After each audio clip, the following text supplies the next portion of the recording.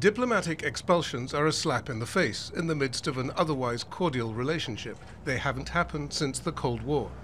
Unofficial information suggests the Greek government is upset over Moscow's efforts to undermine Greece's recent agreement with former Yugoslav Macedonia. That agreement settled the name issue that's been separating the two for a quarter century and opens the door for that country's entry to NATO as North Macedonia.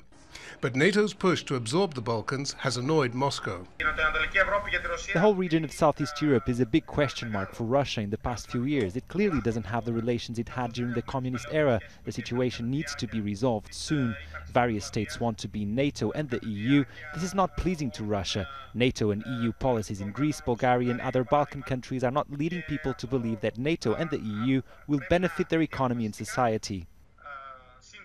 Sentimentally, most Greeks harbour friendly feelings towards their fellow Orthodox Russians and consider that true hostility between the two people is all but impossible.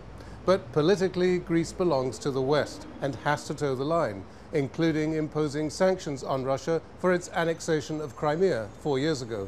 So even though Greece and Russia have no tangible common interests, here, as elsewhere, Russia tries to exploit cultural bonds to create divisions in the Western alliances. Russia's soft power is orthodoxy.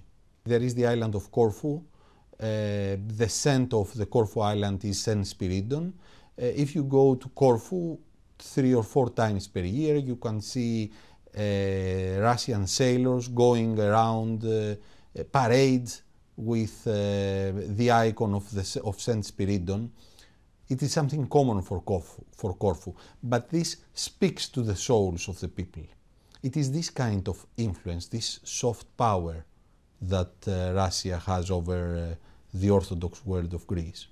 Moscow has watched helplessly as all its previous allies in Eastern Europe have entered the Western orbit. Belarus, Ukraine and the Balkans are the last bits of Europe left up for grabs. Russia intends to fight for them. Psaropoulos, Al Jazeera, Athens.